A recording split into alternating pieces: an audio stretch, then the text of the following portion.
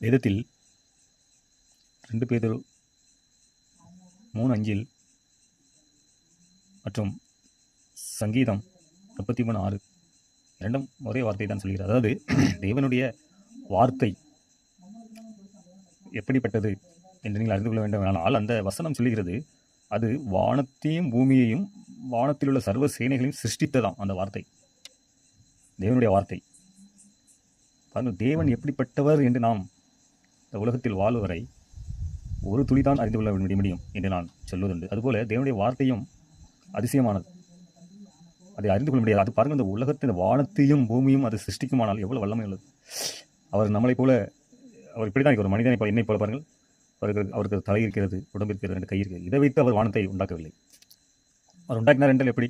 நாம் ஒரு பொருளை உண்டாக்கிறோம் என்றால் மேனுவலாக பாருங்கள், நாம் கைகளை வைத்து எந்திரத்தை வைத்து உண்டாக்குகிறோம். பெரிய பெரிய உலகத்தில் காரியங்களை நாம் உண்டாக்குகிறோம். ஒரு ஏரோப்ளேன், ஒரு ட்ரெயின் எடுத்துக்கொள்வோம், ரயில் உருவாக்குகிறோம். மனிதன் அதை செய்கிறான், கைகளை வைத்து செய்கிறான். ஆனால் இந்த வானத்தையும் பூமியும் கைகளை வைத்து செய்ய முடியுமா? எவ்வளோ அதிசயமானது பாருங்கள். நம்ம அதை சிந்திக்க வேண்டும். ஆனால் தேவனை எப்படி முழுமையாக அறிந்து கொள்ள முடியாதோ அதுபோல் தேவனுடைய வார்த்தையை அறிந்து கொள்ள முடியாது. தேவனும் தேவனுடைய வார்த்தையும் ஒன்று தான். நான் பேசுகின்ற வார்த்தையும் ஒன்று தான். நான் எப்படிப்பட்டவனே என்னுடைய சொல்லில், என்னுடைய வார்த்தையிலிருந்து புரிந்து கொள்ளலாம்.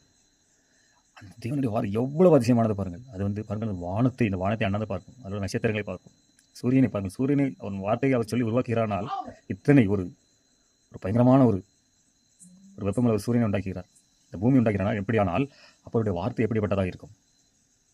அது தேவனுடைய வார்த்தை தான் நான் உண்டாக்குகிறதாம்.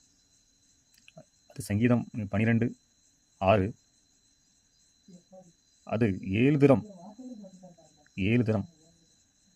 பாருங்கள். இந்த 7 தரம் இந்த உருக்கி செய்யப்பட்ட ஒரு பொருள். எப்படி ஒரு தரம் உருக்கினாலே ஒரு பொருளுக்கு போதும். 7 தரம் உருக்கின்ற அந்த ஒரு பொண்ணுக்கு வெள்ளிக்கும் ஒப்பான ஒரு விஷயமாக இருக்கிறது தேவனுடைய வார்த்தை என்று சொல்லப்பட்டிருக்கிறது. அவ்வளவு ஒரு பயங்கரமானது.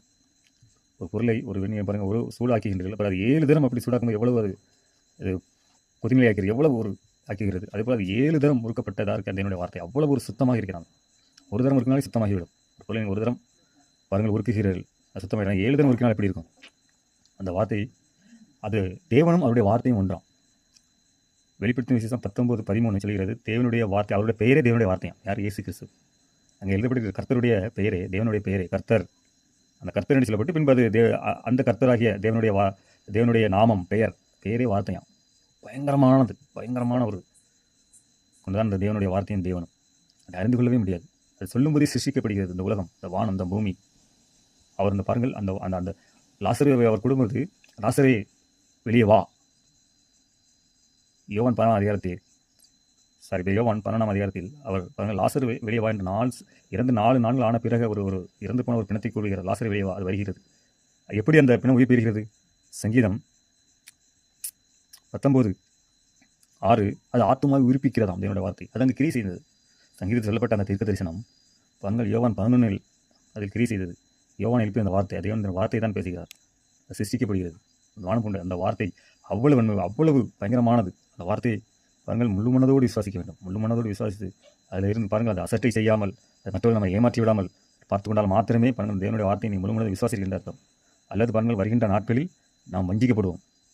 நான் மட்டுமல்ல, அது வார்த்தையை நாங்கள் அதை நம் கிரியை பாருங்கள், வார்த்தை நாம் பேச மாட்டோம், நம்ம மனதில் அந்த வார்த்தை கிரியை செய்ய வேண்டும்.